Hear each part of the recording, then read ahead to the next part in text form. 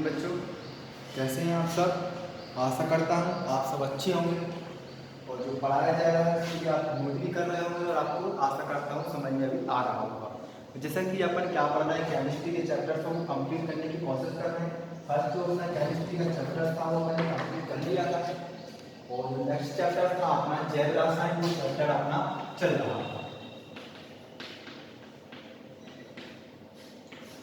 Chapters का नाम 10 chapter है केमिस्ट्री का। सेकंड चैप्टर उठाया था अपन ने और उस चैप्टर का नाम था जैव रसायन। इसमें जैव रसायन में अपने लिए अपन ने जो पढ़ लिया था इससे 2-3 लेक्चर्स पहले कि जैव रसायन क्या होते हैं। इसमें अपन ने कार्बोहाइड्रेटों की चर्चा कर ली थी, प्रोटीनों की भी चर्चा कर रहे थे अपन, विटामिन पढ़ लिए थे अपन ने, ग्लूकोज फ्रक्टोज इनमें कुछ डिफरेंस था वो भी अपन ने जानने की कोशिश की थी। हल्का बारीक घंटा करना ग्लूकोज और फ्रक्टोज अपन ने यहाँ तक चर्चा इस चैप्टर्स में कर ली थी। और अपन जो पढ़ना टॉपिक चल रहा था उस टॉपिक का नाम था प्रोटीन। अपन ने प्रोटीन की डेफिनेशन भी पढ़ ली थी। जटिल कार्बनिक नाइट्रोजन युक्त कार्बनिक पदार्थों को अपन ने प्रोटीन बोला था। प्रोटीन के कुछ भौतिक गुणों की चर्चा कर ली थी, प्रोटीन के रासायनिक गुणों की भी चर्चा कर ली थी। जब अपघटन कर देते हैं कुछ इसमें अपन ने देखे थे तो इसमें पेप्टाइड बॉन्ड और अमीनो अम्लों के समूह से अपन बने होते हैं। क्या बोलते हैं पेप्टाइड, ये अमीनो अम्लों के समूह होते हैं।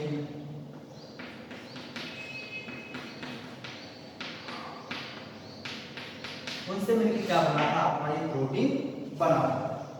आज जो अपने लिए पढ़ना है प्रोटीन के प्रकारों के बारे में जानना है कि प्रोटीनों को कितने भागों में बांटा गया है। क्या अध्ययन की दृष्टि से प्रोटीन कितने प्रकार के होते हैं, हम अच्छे तरीके से इसका अध्ययन कर पाए।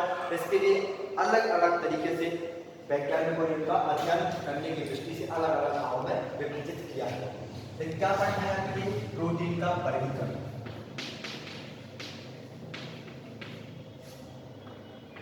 इस प्रोटीन का वर्गीकरण हम 2 आधार पर करेंगे। पहला आधार लाएंगे अपन अणु की संरचना के आधार पर। जो वर्गीकरण कर रहे हैं वो किसके आधार पर कर रहे हैं, अणु की संरचना के आधार पर। संरचना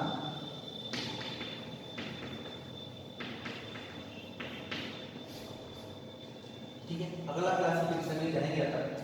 जैसे कि प्रोटीन सब जानते हैं, अपन ने ये भी चर्चा कर ली थी कि प्रोटीन एक व्यक्ति के लिए कितना खाना चाहिए। तो आपके जवाब आ रहा होगा 0.8 ग्राम पर वेट के हिसाब से अपने लिए प्रोटीन प्रतिदिन लेना चाहिए।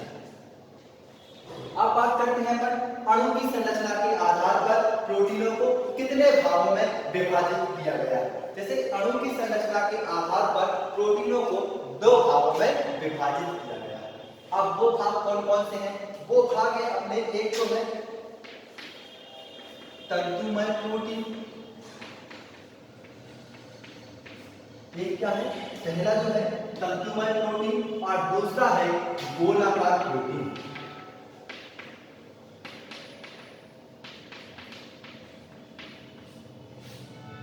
इसके आधार पर अपन इसका क्लासिफिकेशन कर रहे हैं।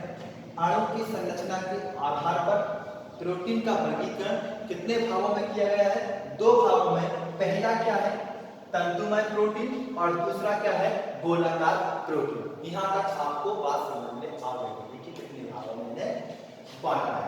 अब तंतुमय का मतलब क्या होता है, तंतुमय का मतलब क्या होता है और गोलाकार का मतलब क्या होता है, इनको अपन आगे अभी देखते हैं। यहाँ तक आपको समझ में आ गया। देखो जो तंतुमय प्रोटीन होते हैं इन्हें सामान्यतः क्या कहा जाता है, साधारण प्रोटीन भी कहा जाता है। साधारण प्रोटीन भी कहा जाता है, साधारण प्रोटीन भी। तंतुमय प्रोटीन की चर्चा कर ले फिर अपन किसी के अंदर गोलाकार प्रोटीनों के बारे में बात करेंगे। तंतुमय जो प्रोटीन होते हैं साधारण प्रोटीन होते हैं, ये क्या होते हैं लंबी लंबी श्रृंखला वाले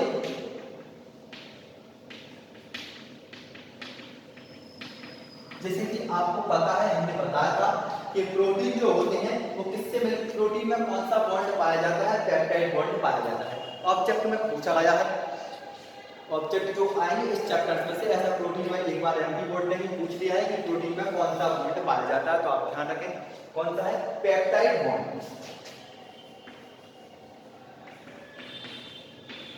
ठीक है, लंबी लंबी श्रृंखला वाले पेप्टाइड श्रृंखलाओं से मिलके बने होते हैं। क्या होते हैं? लंबी लंबी जो श्रृंखला होती है वो किसकी होती है? पेप्टाइड बॉन्डों की होती है, इसलिए अपन से क्या बोलते हैं? तंतुमय प्रोटीन बोलते हैं। यहाँ तक आप क्या गया? जैसे रेशे तंतु, रेशे का मतलब जानते हैं? फाइबर, लंबे लंबे धागे के आकार के, इस टाइप वही प्रोटीनों की बात कर रहे हैं। ठीक है, ये क्या होते हैं? ये लंबी लंबी श्रृंखला वाले पेप्टाइड बॉन्डों की श्रृंखला से मिलके बने होते हैं, उन्हें अपन क्या बोलते हैं? तंतुमय प्रोटीन कहा जाता है। क्लियर है? यहाँ पर तंतुमय प्रोटीन में कोई डाउट नहीं होगा। अब ये बात करते हैं कि ये प्रोटीन है तो सही, ठीक है, प्रोटीन भी हो गया, लेकिन जब प्रोटीन कहाँ होंगे? तो जंतुओं में जो प्रोटीन होते हैं, ऐसे प्रोटीन हमें देखने को कहाँ मिलेंगे? तो जंतुओं के जो कुछ भाग होते हैं, जंतुओं के कौन से भागों में हमें ये प्रोटीन देखने को मिलते हैं? यदि मैं आपसे कहूं बाल, ठीक है, क्या हो जाएंगे? जंतुओं के कड़े जो भाग होते हैं उनमें हमें एक प्रोटीन देखने को मिलते हैं। बाल हो गए अपने, उसमें हमें तंतुमय प्रोटीन, रेशे में तो है, ऐसा तो नहीं है गोल हो अपने बाल, ऐसा नहीं है। किसके रूप में है? इस धागे की संरचना के रूप में है। फिर नाखून, जो अपने नाखून है उनमें हमें क्या मिलते हैं? तंतुमय प्रोटीन मिलते हैं, तंतुमय प्रोटीन से बने होते हैं अपने नाखून। और बात करते हैं जो जानवर होते हैं उनके जो सींग होते हैं वो भी किस प्रोटीन के उदाहरण हैं? अपने तंतुमय प्रोटीन के उदाहरण हैं।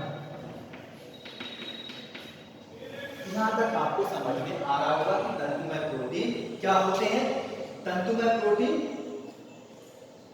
लंबी लंबी श्रृंखला वाले पेप्टाइड बॉन्डों के सिकुड़ने से या फैलने से बनते हैं। ठीक है, लंबी लंबी इनमें क्या होती है? पेप्टाइड बॉन्डों की श्रृंखला होती है। फिर क्या बात होती है इसमें? इन्हें साधारण प्रोटीन भी कहा जाता है। यह जंतुओं के किन भागों में मिलते हैं हमें? जैसे कि अपने बाल केसिन प्रोटीन मिलता है हमें, नाखून, और जो जानवर होते हैं उनके जो सींग होते हैं उनमें जो प्रोटीन होता है उसे अपन क्या कौन से प्रोटीन का उदाहरण है? तंतुमय प्रोटीन का उदाहरण है। क्या कुछ और तंतुमय प्रोटीन के उदाहरण होंगे? हाँ, बिल्कुल हो सकते हैं।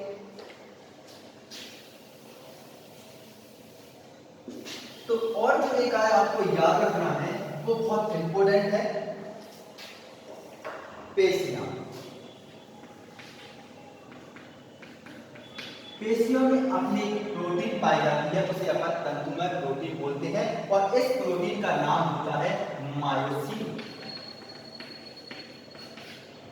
ठीक है, ये बहुत इंपॉर्टेंट ध्यान रखना कि मायोसिन प्रोटीन कहाँ पाई जाती है? तो अपने शरीर की पेशियां होती हैं उनमें ही मायोसिन प्रोटीन पाई जाती है। और जो पूछा गया है कि मायोसिन प्रोटीन कहाँ पाई जाती है? पेशियों में पाई जाती है। इस किस प्रोटीन का उदाहरण है? तो ये तंतुमय प्रोटीन का उदाहरण है। यहाँ तक आपको समझ में आ गया होगा कि तंतुमय प्रोटीन क्या होते हैं। फटाफट से एक बार रिवाइज कर लेते हैं। देखो, तंतुमय प्रोटीन अणु संरचना के आधार पर हमने प्रोटीनों को दो भागों में बांटा। जैसे कि पहली प्रोटीन क्या थी? तंतुमय प्रोटीन या रेशेदार प्रोटीन। दूसरी बात क्या थी अपनी? दूसरी अपन ने बांटी थी गोलाकार प्रोटीन।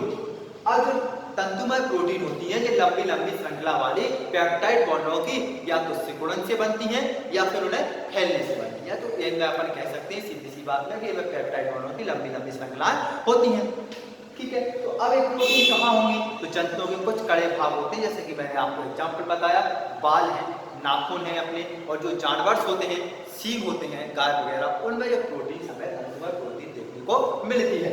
अब बात करते हैं कुछ और उदाहरण भी होंगे इसके, तो बिल्कुल हो सकते हैं इसके और उदाहरण भी, इससे अलावा भी और कोई उदाहरण हो सकते हैं। तो ऐसे अपन ने एक उदाहरण बनाया, पेशियों में जो प्रोटीन होती है उस प्रोटीन का नाम होता है मायोसिन। जैसे कि रक्त में आपने पढ़ा होगा हीमोग्लोबिन होता है, H बढ़ना पाया जाता है। अभी अपन चर्चा कर लेंगे, इसमें आ जाएगी गोलाकार प्रोटीन, अभी चर्चा करते हैं इसकी। तो ऐसे ही अपनी एक प्रोटीन पाई जाती है किसमें? पेशियों में। उस प्रोटीन का नाम क्या होता है? मायोसिन प्रोटीन होता है। वे कैसी प्रोटीन है? वे तंतुमय प्रोटीन। ठीक है, यह आशा करता हूँ कि आपको तंतुमय प्रोटीन समझ में आ गया होगा। इसमें ज्यादा डाउट कुछ और नहीं, पढ़ना इतना ही अपने लिए तंतुमय प्रोटीन में पढ़ना। अब बात कर लेते हैं किसकी? गोलाकार प्रोटीन की।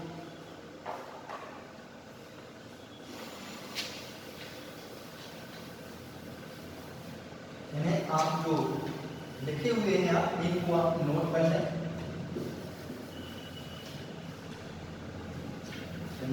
नाखून,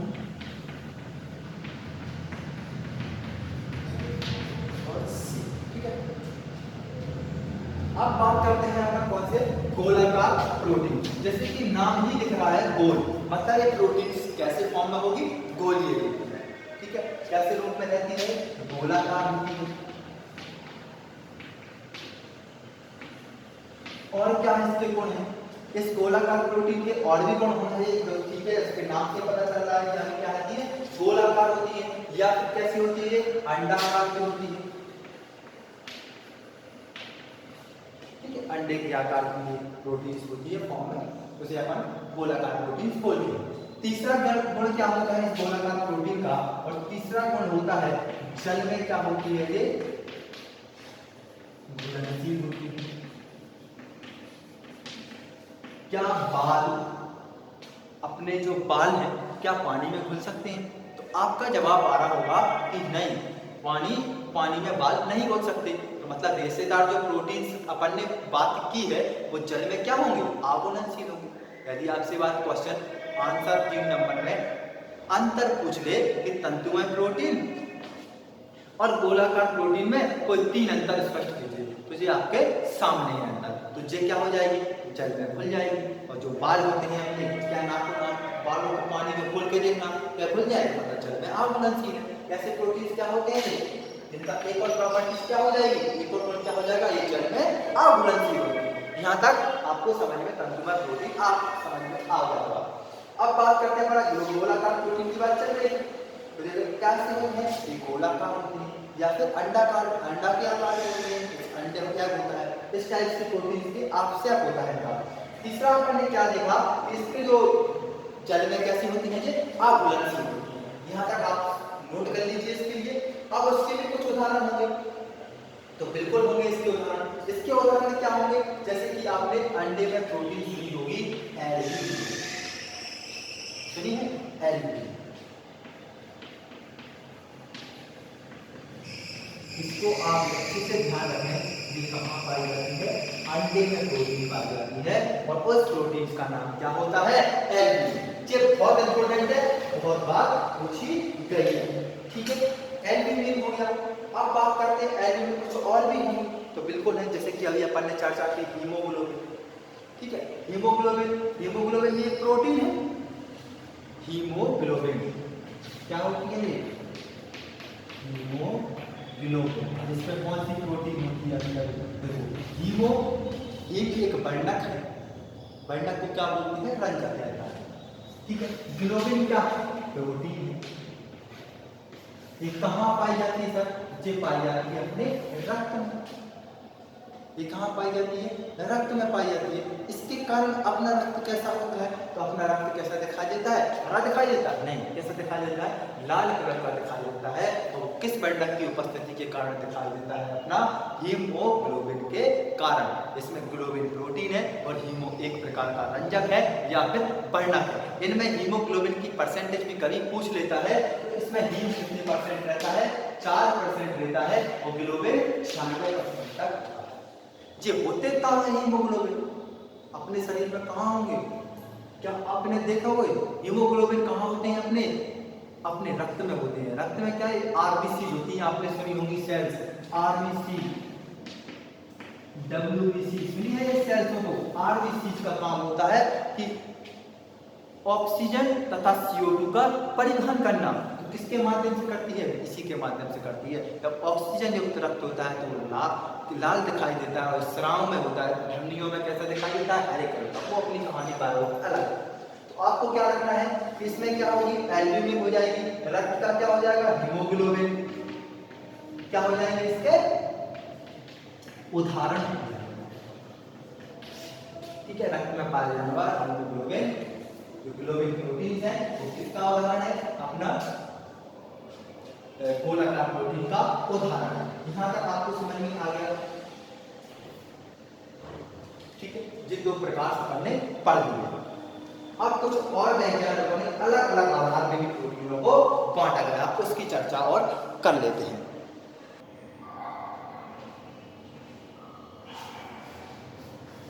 ये हमने वर्गीकरण देख लिया। अब क्या करना है, आपने दूसरा वर्गीकरण देखना है, और वो है रासायनिक संरचना के आधार पर प्रोटीन का वर्गीकरण।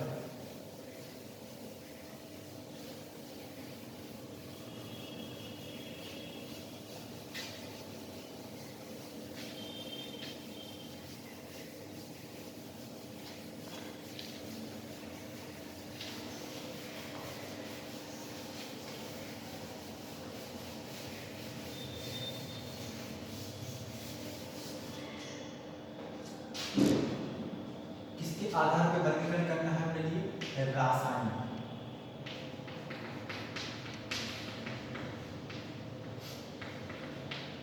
रासायनिक संगठन अपन ने इसका देख लिया था, जैसे कार्बन था, अपन ने पढ़ा था ऑक्सीजन था, हाइड्रोजन भी था, नाइट्रोजन था, फास्फोरस था। उसी रासायनिक संगठन के आधार पर प्रोटीनों को कितने भागों में बांटा जाता है। इंपोर्टेंट है, पूछा जाता है तीन का प्रोटीन नाम दे देगा, कितने भागों में बांटा गया है, 3 भागों में। ध्यान रखना इसके लिए क्या रासायनिक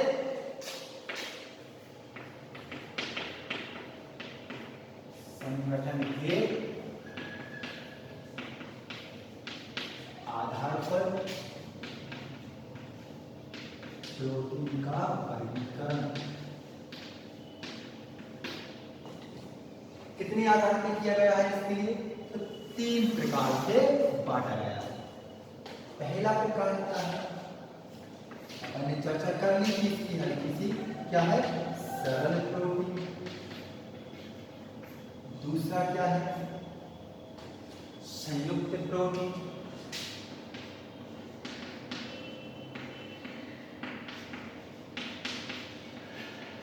दूसरा क्या है, संयुक्त प्रोटीन। तीसरा है व्युत्पन्न प्रोटीन।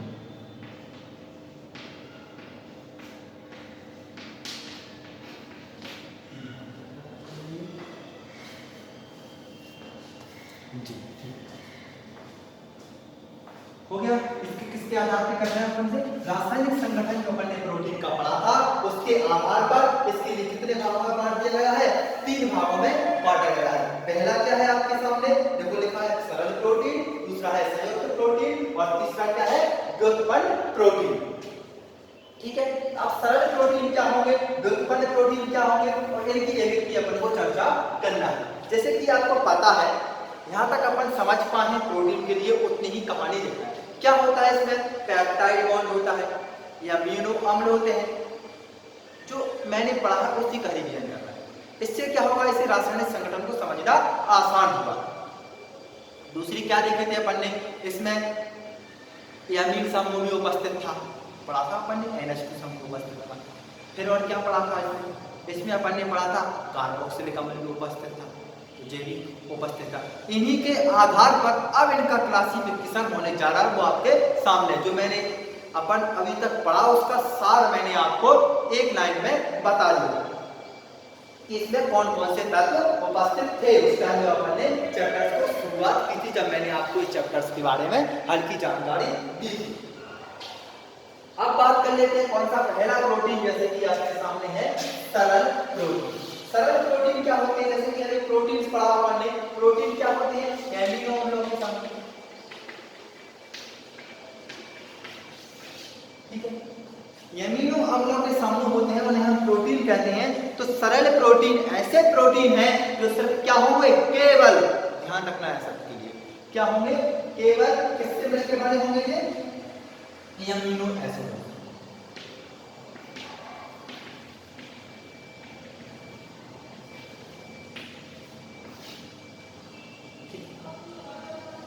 सरल प्रोटीन ऐसे प्रोटीन हैं जिनमें क्या होता है, केवल क्या पाया जाता है, सिर्फ और सिर्फ एमिनो एसिड या अमीनो अम्ल उपस्थित होते हैं।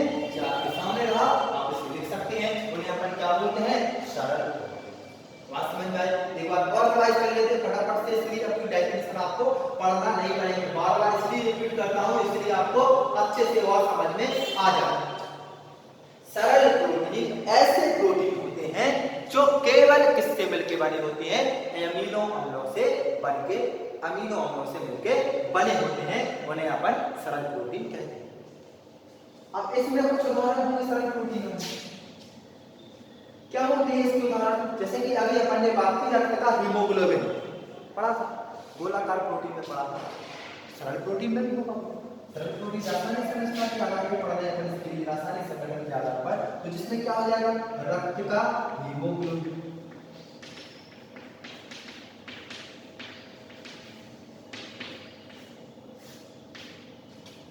सरल जो प्रोटीन होते हैं वो कैसे स्ट्रक्चर्स में होंगे, अभी अपन ने ग्लोबिन को पढ़ा था, गोलाकार प्रोटीन में, मतलब इनका आकार कैसे गोल में होगा कुछ, हीमोग्लोबिन लाल रक्त कणिकाएं अपने पढ़ी हैं, लाल रक्त कणिका WBC, RBC, white blood cell, red blood cell कैसे होती है, अंडा के आकार की, गोल आकार की। तो ये भी सरल प्रोटीन कैसे होंगे, गोल आकार। इस टाइम मैंने दूसरा गुण क्या देखा था, जल में क्या हो जाते हैं, घुलनशील होते हैं। तो सरल जो प्रोटीन होंगे वो भी जल में घुलनशील होंगे कि नहीं होंगे, ये अपन ने अभी तो चर्चा की इसकी भी। तो ये क्या होंगे, रासायनिक संगठन के आधार पर सरल प्रोटीन ऐसे प्रोटीन होंगे, इनके 3-4 गुण लेकिन बता दिए मैंने आपको, लेकिन आपको डेफिनेशन में क्या लिखना है कि सरल प्रोटीन आपसे पूछे तो क्या होंगे, ऐसे प्रोटीन होते हैं जो केवल और केवल किससे मिलकर बने होते हैं, अमीनो अम्लों के समूह से मिलकर ये अमीनो अम्ल उपस्थित होते हैं, सरल प्रोटीन कहते हैं। उदाहरण क्या आपके सामने है, रक्त में रक्त का हीमोग्लोबिन। क्या एक बार आप बताइए कुछ हो सकता है इसका उदाहरण, बिल्कुल हो सकता है। अभी अपन ने पढ़ा था हिस्टोन प्रोटीन, ऐसे बहुत से ऐसे क्या है उदाहरण है। एक और आप उसको ध्यान रखें, ठीक है। ये बात हो जाती है अपनी सरल प्रोटीन। फटाफट से एक बार रिवाइज कर लो इसके लिए, ऐसे प्रोटीन जो केवल अमीनो अम्लों से मिलकर बने हो, रक्त का हीमोग्लोबिन, ठीक है। बाकी गुण आपको समझ में आ गए होंगे, मैंने कैसे बताया जी, जिनमें अंतर भी आ जाए कि सरल प्रोटीन में अंतर बताइए या फिर तीनों में अंतर बताइए, तो आपके सामने धीरे धीरे कहानी चलती चलेगी। अब बात करते हैं संयुक्त प्रोटीन। संयुक्त प्रोटीन जैसे कि नाम से समझ में आ रहा है, संयुक्त मतलब आपको सिर्फ चीजों से मिलकर बना रहता है। संयुक्त का मतलब क्या होता है, आप 2-4 चीज आपसे मिल जाए संयुक्त बोलेंगे अपन। तो ये तो बात है, इसकी नाम से अपने को ये पता चल गया कि संयुक्त प्रोटीन कोई ना कोई चीज से मिलकर तो बना होगा, एक या एक से अधिक चीजों से मिलकर, 2 या 2 से अधिक चीजों से मिलकर बना। अब किससे मिलकर बना है, ये भी कहानी है पूरा। तो इसमें क्या है, प्रोटीन तो अपने किससे मिलकर बने होते हैं, अमीनो अम्लों से। तो अब इसमें और कौन सा चीज प्रेजेंट है, जी हमें जानने की आवश्यकता पड़े, तभी तो हम संयुक्त प्रोटीन को जान सकते हैं कि नहीं। प्रोटीन का बताया कि किसमें होते हैं, ये अमीनो अम्लों से होते हैं। अब जैसे कि नाम यहाँ लिख रहा है हमें क्या, संयुक्त। संयुक्त से अपने समझ में आ रहा है कि भाई ऐसा प्रोटीन होगा जे तो कोई ना कोई 2 या 2 से अधिक चीजों से मिलकर इसमें 2 चीज तो उपस्थित होंगी, मतलब किसी से कंबाइन करके तुझे बनाया गया होगा, इसे अपन क्या बोलेंगे, संयुक्त प्रोटीन। तो अब प्रोटीन तो किससे मिलकर बने हैं, अमीनो अम्लों से। अमीनो अम्लों से मिलकर बने, तो अमीनो अम्लों के अलावा कुछ अन्य अणुओं से मिलकर बने हो, अमीनो अम्ल तो होंगे प्रोटीन इसमें, क्योंकि प्रोटीन की डेफिनेशन ही यही कहती है, अपन ने फर्स्ट लेक्चर में पढ़ा था, अमीनो अम्लों के समूह को ही प्रोटीन बोलते हैं। तो अमीनो अम्लों के अलावा अन्य अणु उपस्थित होते हैं, उन्हें अपन क्या बोलते हैं, जैसे नाम से पता चल रहा था अपने लिए, अमीनो अम्लों के अलावा अन्य अणु भी उपस्थित हो सकते हैं। इसलिए पहले चर्चा कर ली थी कौन कौन से उपस्थित हो सकते हैं। तो उसी की क्या होंगे, वाले प्रोटीन क्या कहलाएंगे, अपने अन्य समूह भी उपस्थित होते हैं। जैसे कार्बोहाइड्रेट वो हो सकता है अपना कार्बोक्सिलिक एसिड समूह उपस्थित हो सकता है, यमीन समूह उपस्थित हो सकता है, और फिर तो जो भी हो सकते हैं वो इसमें उपस्थित हो सकते हैं, उसे अपन क्या बोलेंगे, संयुक्त प्रोटीन, ठीक है। अब इसके प्रकारों की चर्चा करें। अब क्या है व्युत्पन्न प्रोटीन।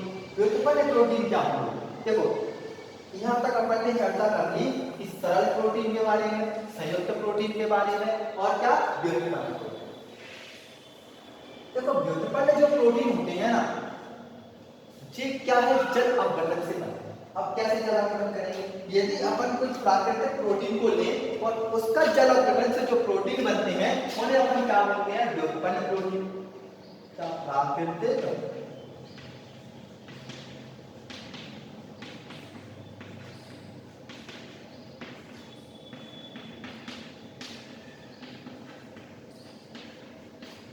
जल अपघटन अपन ने इससे पहले वाले लेक्चर्स में पढ़ा था कि प्रोटीन, एमीन और कार्बोक्सिलिक अम्ल की समूह की उपस्थिति के होने के कारण क्या करता है, जल अपघटन पड़ता है। रासायनिक गुण में हमने पढ़ा था, तो रासायनिक जो गुणों में पढ़ा था, आपने नहीं देखी उससे पहले वीडियो तो वो लेक्चर्स तो आप देख लीजिए उसे, इसमें और आसानी आपको समझने में बहुत मजा आएगा इस चैप्टर्स को पढ़ने में। तो प्राकृतिक प्रोटीन्स क्या होंगे, जो प्राकृतिक प्रोटीन्स है उसका जल अपघटन करने पर क्या मिलते हैं, हमें व्युत्पन्न प्रोटीन्स मिलते हैं। यहाँ तक आपको समझ में आ गया सरल प्रोटीन, संयुक्त प्रोटीन और व्युत्पन्न प्रोटीनों के बारे में। अपना एक और रहेगा ये वाला अपना क्लासिफिकेशन तो देखना। यहाँ तक कोई डाउट है, आशा करता हूँ कि तीनों में भी कहानी जमाई है, बनने कोई डाउट नहीं होगा।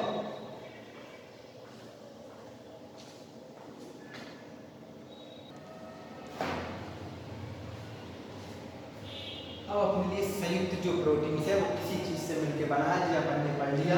अब इन्हीं जो चीजों से मिलके बना है उनको भी अलग अलग प्रकार से वर्गीकृत किया गया है। उसको और अपन देखेंगे कि संयुक्त प्रोटीनों को कितने भागों में वर्गीकृत किया गया है।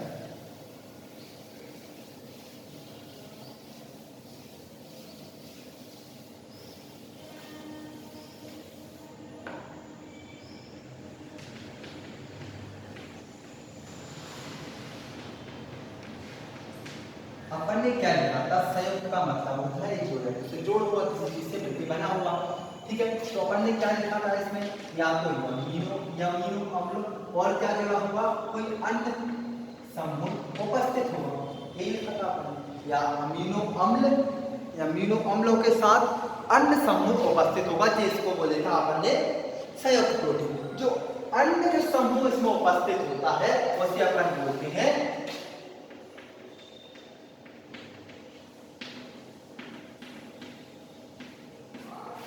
क्या बोलते हैं, प्रोस्टेटिक समूह। जो एमिनो अम्लों के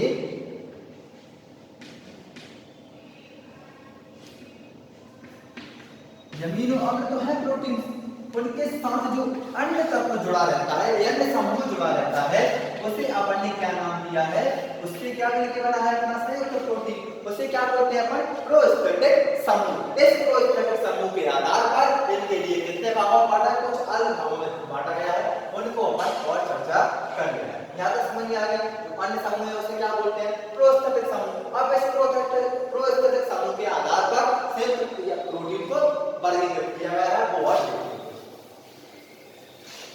जैसे कि पहले जो किया गया है, पहला वर्गीकरण है इसका लिपोप्रोटीन।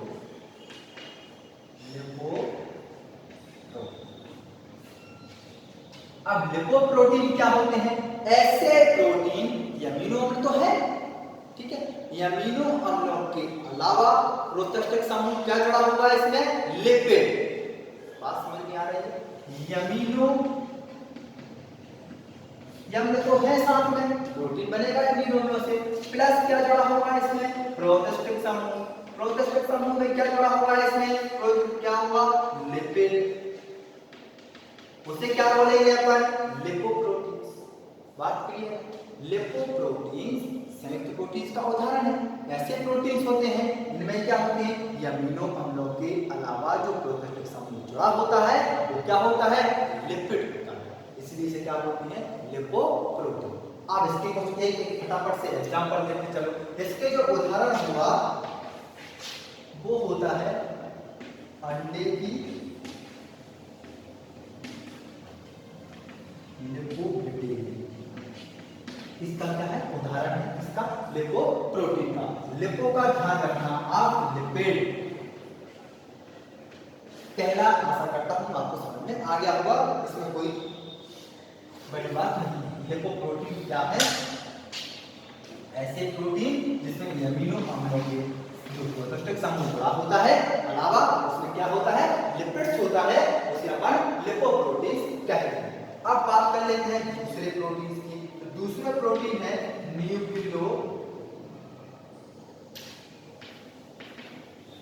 ठीक है, न्यूक्लियो प्रोटीन सुना होगा आपने, ठीक है।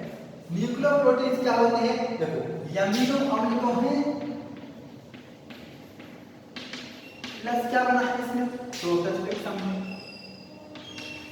जो प्रोस्टेटिक समूह होता है वो क्या होता है, न्यूक्लिक एसिड होता है, इसलिए से क्या बोलते हैं अपन, न्यूक्लियो प्रोटीन। इसका उदाहरण क्या हो जाएगा, न्यूक्लियो प्रोटीन। इसका उदाहरण हो जाएगा न्यूक्लियो प्रोटीन का, ये भी समझ में आ गया। और तीसरा जो प्रोटीन है, ठीक है, तीसरा क्या है, ग्लाइकोप्रोटीन। तीसरा जो प्रोटीन है वो क्या है, ग्लाइकोप्रोटीन। अब ग्लाइकोप्रोटीन में अमीनो अम्ल तो है, प्रोटीन जहां था है कि अमीनो अम्ल, और जो प्रोस्टेटिक समूह होते हैं उसमें क्या जुड़ा होता है, प्रोस्टेटिक समूह के साथ कार्बोहाइड्रेट। पढ़ लिए अपन ने कार्बोहाइड्रेट का, ठीक है, उसे क्या बोलते हैं, ग्लाइकोप्रोटीन। संयुक्त प्रोटीन का उदाहरण है क्या है, एमिनो अम्लों के साथ जो अन्य समूह प्रेजेंट होता है, उपस्थित होता है, उसमें प्रोटीस्टर कार्बोहाइड्रेट उपस्थित होता है, उसे अपन क्या बोलते हैं, ग्लाइकोप्रोटीन। अब इसका कुछ उदाहरण आपको एक ध्यान रखना पड़ेगा। देखो जो ग्लाइकोप्रोटीन का उदाहरण है जैसे लार्टिम्यूसिन, जो बहुत इंपॉर्टेंट है, पूछा गया है कि लार में कौन सी म्यूसिन पाया जाता है, जैसे ही पूछ सकता है कौन सा प्रोटीन का उदाहरण है, लार में जो म्यूसिन पाया जाता है वो ग्लाइकोप्रोटीन का उदाहरण है। इसमें क्या प्रेजेंट होगा, कार्बोहाइड्रेट्स होगा। यहाँ तक आप जैसे क्वेश्चन पूछे वो अपनी कहानी आपके सामने। और अगला जो प्रकार है वो है फास्फोप्रोटीन। ठीक है, जैसे कि नाम से ही पता चल रहा है, छोटा का है जो दूसरा था। फास्फोप्रोटीन का मतलब होता है एमिनो एसिड तो है भाई इसमें, प्लस जो प्रोटीस्टिक समूह जुड़ा है उसमें क्या है, फास्फोरिक एसिड।